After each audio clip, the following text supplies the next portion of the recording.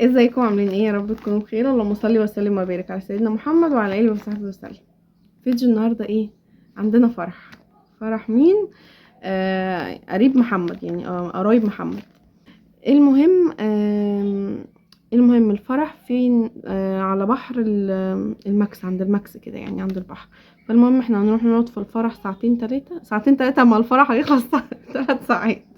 انا غبية. هنروح نقعد في الفرح يعني ساعة ونص كده، ساعتين، وهنطلع بعد كده نسهر على البحر. المهم تعالوا بقى اوريكم الهدوم اللي احنا نازلين بيها ايه. عايزه اقول لكم اني انا ما كنتش عارفه انزل اجيب فستان. انا لسه شاريه فستان بس رحت بيه فرح بكور. فانا ما كنتش عارفه انزل اجيب فستان خالص لان سيلي كانت متطعمه وكانت تعبانه جدا، فما كنتش عارفه اللي هو انا اتحرك خالص يعني. فهعمل ايه؟ اتصرفت ازاي بقى؟ انا شحت فستان. شحت فستان من هبه اختي، قلت اروح بيه. وكده كده انا في دماغي ان انا اجيب فستان يعني. فهنزل بعد الفرح، والاسبوع ده يعدي كمان لان انا مشغوله قوي في حاجات تانية كتير. وفي فيديوهات حلوه قوي قوي هتنزل لكم يعني كمان 10 ايام كده ولا حاجه. بس اخلص الدنيا اللي معايا الاول واخلص كل حاجه، بعد كده ابتدي بقى ان انا انزل لكم الفيديوهات دي. فيديوهات حلوه قوي قوي هتعجبكم. المهم محمد جوزي عطاني فلوس انزل اجيب له طقم. بصوا جبت له القميص ده. الخامه بتاعته حلوه قوي، عجبتني. هو بصراحه يعني ما بيحبش اللي هي القماشه التقيله دي. فبصوا هو بكم قميص كده بكم، بس مش عارفه اوريكم شكله لاني مش حاطه في رشاقه. انا والله كنت كويهوله وحاطه له في الرشاقه، قلت عشان ينزل بيه مفرود. هو كعبره كده على بعض وحطه لي في الكيسه تاني. استنى احطه في رشاقه واجيلكم. اهو بصوا القميص. انا مش عارفه، هو باين ان هو شبه قمصان بابا الله يرحمه ليه كده. مع اني والله قميص جميل. المهم القميص ده ده لونه رصاصي غامق شويه يعني. بصوا هو هيلبسه وهو تحت دلوقتي، هو هيطلع يلبس. فانا لو عرفت اصوره او رضا هبقى اصوره، مرضوش بقى خلاص. بصوا جبت له ايه تاني. جبت له البنطلون ده.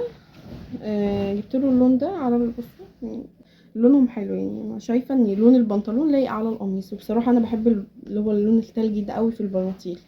كان كل بناطيلي زمان قبل الجواز كنت اجيبها الالوان دي، اللون ده. اهو جبت له ده عليهم. استنوا بقى اوريكم الكوتشي. وجبت له السيفتي ده عليه. بصوا انا كنت عايزه اجيب له كوتشي ابيض، يعني سيفتي ابيض، بس ما لقيتش. يعني بصراحه لقيت اللون الرصاصي ده وهو ده كان عاجبني اساسا. كنت بجيب لي نفسي كوتشي وشفته يعني. بصوا شكله حلو قوي. كمان محمد يعني ما جابش هدوم من يوم ما اتجوز، وعنده هدوم كتير بس ايه ما عندوش حاجه جديده يعني. فقلت له ايه، هاتلك حاجه جديده يعني تروح بيها بدل ما تروح بحاجه قديمه وكله شافها عليك والكلام ده. فعطاني بقى فلوس ونزلت انا واختي شروق تقريبا، او انا واختي شروق ورايحين. بس اللي جبت له الحاجه دي. عايزه اقول لكم ان هو الطقم عليه جميل، بس لو كانت السيفتي دي بيضه كانت هتبقى حلوه قوي. دي فاتحه عن الطقم كله، يعني القميص غامق والبنطلون تلجي، يعني هي مديه على البنطلون شويه. بس ايه مش حاساه مش متناسق يعني مع بعضه. لو كانت جبتها بيضه كانت هتبقى احلى. بصوا الفستان بقى اللي انا اخدته من اختي هبه. شفتوه عليها قبل كده.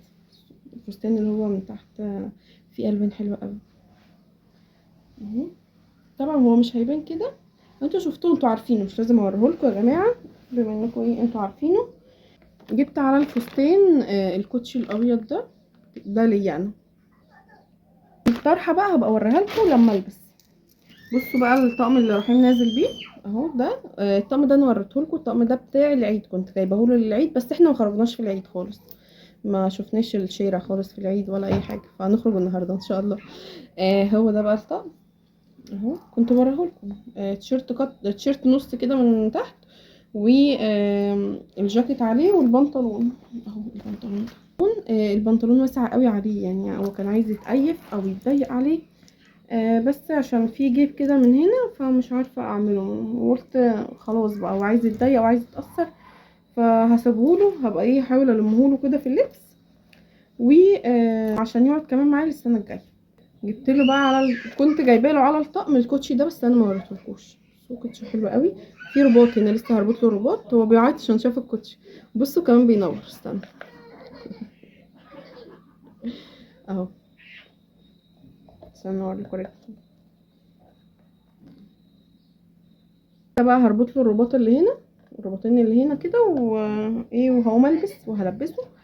فايه هقوم البس والبسه وننزل، لان هو خلاص فتح السرينه بتاعته ومش هيسكت.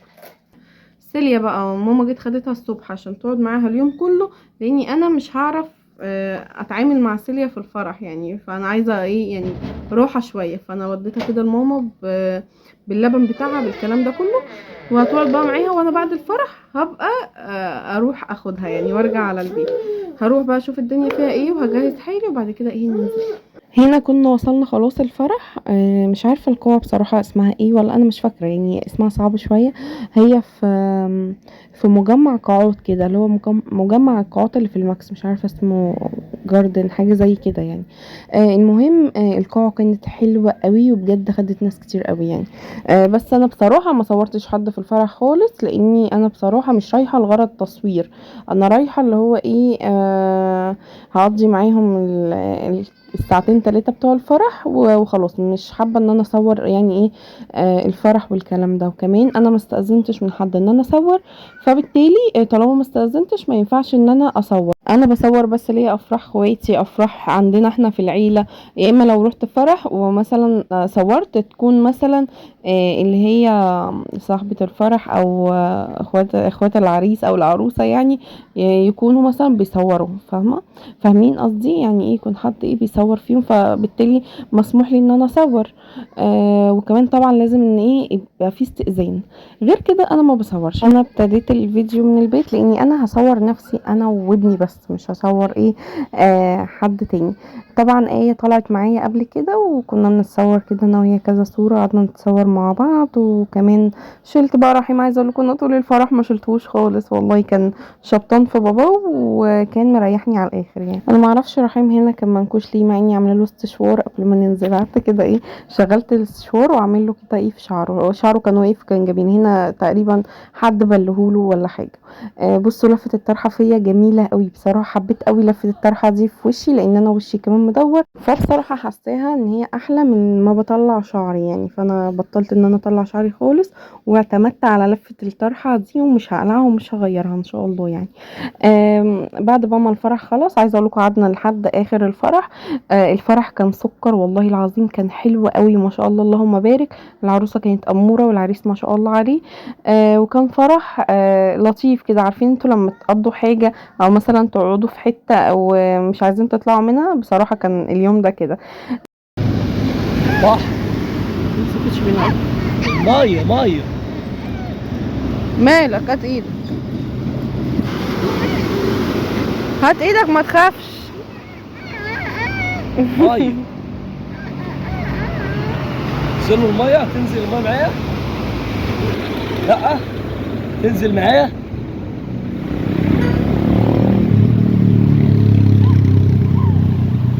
طب تعالى عشان هدومك متوسخش. ما تخافش ما تخافش، هو مش عبيط قوي كده. تعالى توتو محمد. بعد بقى ما طلعنا من القاعة، طلعنا على الساعة 11:30 كده تقريبا، كان الفرح خلاص اللي هو شوية وهيخلص. فطلعنا، اتصلت بماما قالت لي سيليا نايمة. فمحمد كده خدنا قعدنا على البحر. ما كانش عايز يطلعنا بصراحة يعني والله. والله يفضح. والله ما كان عايز يطلعنا ويقول لي لا عشان البيت ومش عشان البيت. اتصلت بامي قالت لي نايمه. قلت له خلاص بقى مالكش حجه، تعالي نقعد كده ساعه كده ولا حاجه، بعد كده ايه نروح نجيبها ونروح.